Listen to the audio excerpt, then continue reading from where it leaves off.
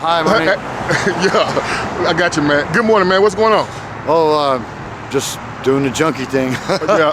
Hey, so what's your name? Where you from? My name is Robert Allen Sellers III. Everybody calls me LA because I'm from LA, and I'm from LA. You from LA? How old are you? 54. 54.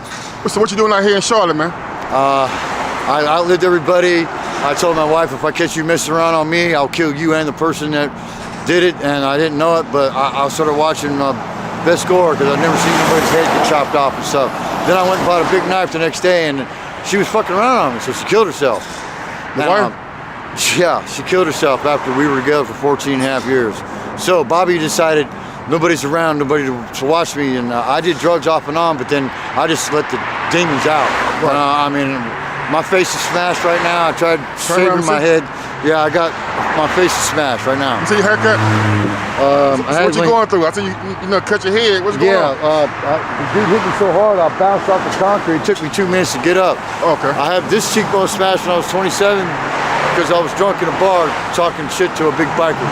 Okay. Hey, so let's back up a little bit. Oh, well, my bad. Let's talk. Hold on. Let me ask the questions. So let's talk about your childhood a little bit. Did you grow up in? I grew up in the middle. Did you grow up in a two-parent household? Yeah. My father molested me when I was a child, and then so I started doing pot to keep the nightmares away, and even to this day the nightmares still come. But bottom line is, people say, well, you get older, you need to grow up and shit. No, man, it fucks you up so bad. I mean, you know, I keep wondering if I'm gay or if I'm not gay. Of course, I know I'm not gay, but it just messes with you when you're at a young age like that. So I started messing with pot. Pot is a gateway to the other drugs. I don't give a fuck what anybody says. Don't do it. Don't get started. Maybe, you know, like, see, when I go to a party, I see somebody get a drink. They'll drink half of it in 3 hours. Man, I didn't drink all the liquor they had in 30 minutes. You know, I mean, I don't have a bottom. She died. So anyways, long story short, I just dabbled in stuff. Then one day, I was 14 years old, and some friends of mine went to go get some crystal meth. I told them I don't do that shit. They were going to shoot it up. I was hanging out with punk rockers because they were a little bit more crazier. I was so-called heavy mailer. Long story short, they didn't take my shit out, so they did me a shot of dope, and that's what got me started. It was a P2P, 2 ether-based biker dope back in the day. Now they're making it with ice. Is what they're calling it now. It's the only drug that's synthetic, that's man-made, so you don't know what they're putting in it. I'm on one right now, and I don't know why. I guess it's because I'm horny, but I don't know.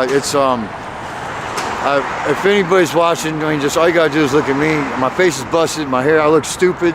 I mean, I'm not even gonna say how I feel inside, and I'm just at a loss for words because I wouldn't want anybody in a million years just follow my footsteps. So, let me ask you something. What's your living situation right now? I run 9-10 days straight, and I fall wherever I fall out at. So you can stay up 9 days straight off ice. Yes. 9 days no straight. No water, no food. I heard 7 days. That was the most I ever heard. No, I stayed up for 11. Huh? Yeah. I mean, we laugh about it, but it's weird. It's like I'm testing God and I'm testing this body. And we have a pact, but it's not time yet, and I can't say it on camera. But you'll see me at another time. But anyways, so you're homeless? Huh? So you're homeless? I've been homeless here for the last 3.5 years. I came through the city. I like the city. It's got a cool vibe. I came through here 35 years ago. I had a 6-hour layover. They used to have a place called Coyote Ugly's here. I hung out. I went outside, saw the vibe, and I thought, well, if I get fucked up on my shit, I'm gonna come here. I used to live in Dunn. I had my own painting business and everything. I had my own trailer. I paid for everything. You know, this was the second family that I raised. My first wife died in 2014, and this one died just a few years ago. So let me ask you something. Your wife that committed suicide, y'all got any kids together? No, all the women it seemed I get with, they just could never have children. Something was wrong. So you got no kids? Not that I know of. Not that you know of. And I laugh about it, but yeah. Yeah. So what you doing? So what you doing for your to support your habit? I boost. You boost. I sold my body for sex one time last week, and I just want to blow my brains out for that one. You sold it to a man or a woman? Man. You sold your body to a man? Yeah. Oh yeah, for how much? 20 fucking bucks. 20 bucks. Yep. Yeah. It gets to a point where in the addiction that you lose, like when you look at somebody's eyes, you can see that little twinkle. You know they're alive, they're kicking, they got shit they want to do in life. You look at a motherfucking junkie and you don't see shit. And I got to that point. I did what I did, I was starving, whatever. And so only God could judge me for that. I told everybody, nobody seemed to give a shit. Yeah. It's weird. I was like, I give a shit because I have a conscience, but I guess I don't because I won't get sober. Right. I won't So do let me it. make something. But Have you ever got sober before? You ever reached out and got some help? yeah, but it seems like I don't ever get in trouble with the people that I'm trying to get sober with. It's like I'm a chick magnet, cop magnet, weirdo magnet, psychopath magnet, everything magnet. It's a trip. I can't avoid it. So I go to rehab. The chick hits on me. I mean, you know, I'm like, and then so the counselor, the main one, he's trying to hit on her, and he finds out, and all of a sudden, oh, Bob Sellers went to the burrito joint. Now, he didn't bring back burritos for everybody. He just bought some for Tom and Joe and Harry. Well, you're out of here. Well, what the fuck does that have to do with sobriety and trying to stay sober and using the tools and this and that? So it deters you. And they say, well, get out there and do it harder, faster, longer, and stronger. And boy, I mashed the gas. Where's the rocket fuel at? Pew! And it's funny, I guess, if somebody's watching this shit, but on this end, it's not because I stick needles in my arms. I've done some shit. I picked needles up. I got high one time behind this fucking place. The herb, and maybe I shouldn't have said that. Somebody gifted me a 50 piece. I broke it in half. I found a rig on the tracks, and I found some dirty water in a fucking in a can, and I made it up, and I shot it up, and I didn't realize everybody's watching me. When that shit hits you, you just take off like a rocket, and I start dancing and doing stupid shit, and they all started laughing. And next thing I know, I'm stuck on a bridge for 3 days, looking stupid. I don't know why. It's. So let's talk about some of the damage and consequences that you know been through behind your addiction. I lost my family. I almost lost my soul. I've lost everything, except for the clothes that I'm wearing and this backpack and them sunglasses. That's it. I've lost everything, except my will to live. I'm about to switch gears because it's just I've never experienced this type of stuff. You go out somewhere and hang out with guys, you think your shit's safe. As soon as you turn your back, you're game. They're going through your shit. And you turn around and you go out and you go to whatever with your backpack and your shit's gone. It might seem stupid, like deodorant, whatever, a crack pipe, a syringe or something or whatever, but it's crap that you got to replace. And then as a booster, you know, I got to be careful where I go. And once it gets up to a felony status, then I go to prison for about 5 years. You ever been in prison before? Yeah, I've been in prison 3 times. California. The first time was in Florida for stealing. This guy stole a truck, so we go smoke crack, and he parked it up against the pawn shop that I pawned the tools at. And I wanted to get high so bad, and all I got was 40 bucks, 20 for him, 20 for me. He stole the truck. It's been a long time, so I can talk about it. He stole the truck off a job site.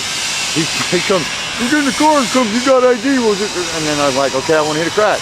So I did it with my fingerprint and everything. Didn't care about the consequences at the time because that's what the drugs do to your mind. You don't care about the consequences. Nobody ever talks about the bad times when they're doing drugs. They always talk about the good times, right? Well, fuck that. There ain't no good times.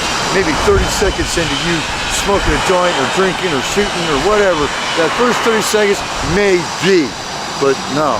After that, it's all downhill. If I could go back and change it, I would never have smoked a cigarette, touched the liquor, or nothing. I'd have been a jogging ass, bean eating, sprout eating person or whatever, you know, drinking lemon water all fucking day or whatever. Yeah. You got any regrets in life, man? If you had one regret, what would your biggest regret be? I don't have any regrets because this has made me the man that I am today. And I haven't been through so much shit, so much death. I've seen a lot of stuff, and I can't say what I've done either. I'm a killer. I ain't proud of it, but these guys were chomos, and we chose them out, me and this other guy. He was my last ace boom coon. He died about 6 months ago. And so I'm the last one that's alive, so that means I'm next. But it's weird, my body's so healthy. I run this body so hard. I'm an Aries, so I'm a fire sign. So that means I'm first at everything, and I don't want to be. It's just the way the fuck we are. I'm first at work. I'm first at social gatherings. I don't even try. Just be there and shit happens. I mean, it's weird, and I'll jump off the fence and it's weird. I've gotten older and I've learned how to give. So, but it's not easy, you know. Like the other day, I gave away a bunch of Kit Kat bars. The guy asked me for one. I was a dick. Nah, I'm gonna sell these. 5 minutes later, I'm like, I passed out the whole pack, and they all looked at me and they kind of tripped, you know, because it'll come back to you. You know, I am a believer. I do believe in God, but he's a son of a bitch, man. I can say that. Wow, man. Okay, I've cursed him. I've died twice. See this scar and these two right here? That's just from from an abscessed tooth. I was dead. I went into a coma. I had to go into emergency surgery. I went in a coma for 6 days. I woke up when the Queen died. Then 3 months later, I decided I was going to check out. This is only after a year and a half. I had a dope man just give me a half a gram of fentanyl. I snorted it in the first. You could check this. I snorted it in First Ward Park. That's why I'm not looking at the camera, because I'm embarrassed to admit I was going to commit suicide. I gave up. I put the straw in there, hit it. I looked at my boy, so I think I did too much, and he peeled out. I don't even remember leaving the bathroom. There's one person, I can't say his name, but he said he saw what happened. These guys weren't calling an ambulance, they were videotaping my death. They said my arms, my legs, and my chest was as blue as the sky. And I wasn't breathing or nothing. And so this guy told me that he was the one that called the ambulance for me and saved my life. So I look around at these guys, and all of them are doing this, and nobody's saying a word. That's when you know the truth came out. It always comes out in the wash, my man. So I don't hang out with those guys no more. Now I don't hang out with anybody because they take all my shit. And I'll bring $130 of batteries. I mean, it is what it is. We boost, and I should get at least a $20 hit or something. Here's a little, you know, and I just want to go, are you kidding me? And then, should I go ahead and attack him now and take his shit, or should I kill him in the middle of the night? You know what I mean? And what if you do this stupid shit? That's crazy thinking. Normal people don't live this kind of a life. You know, I don't even know where my next meal, well, I know where my next meal is coming from right now, but after that, I don't know. I'm not going back there after what that asshole just told me. And they always treat you bad. People, not him, but the guy that worked at the store. And I'll probably end up apologizing to him, say I'm sorry, I was just having a bad day or whatever. Because it's just better that way. I'd rather get along with my brothers than be arguing or fighting with them, even though I'm strung out. But it's all good. So let me say this to you, man. I'm about to end this interview. It was good talking to you, man. I appreciate it. I got a lot of good insight. But before I end this interview, in case there's any adolescents, youth, or grown folks thinking about choosing the same lifestyle you chose, what type of advice would you give them not to choose this lifestyle? Okay, if you see your kids doing drugs, don't do that stupid, we're gonna have an intervention. Boy, you beat the shit out of him, you go find the fucking drug dealer that's fucking dealing the drugs, you beat the shit out of him, pull a shotgun, bring the family, handle that shit. Don't let your kids...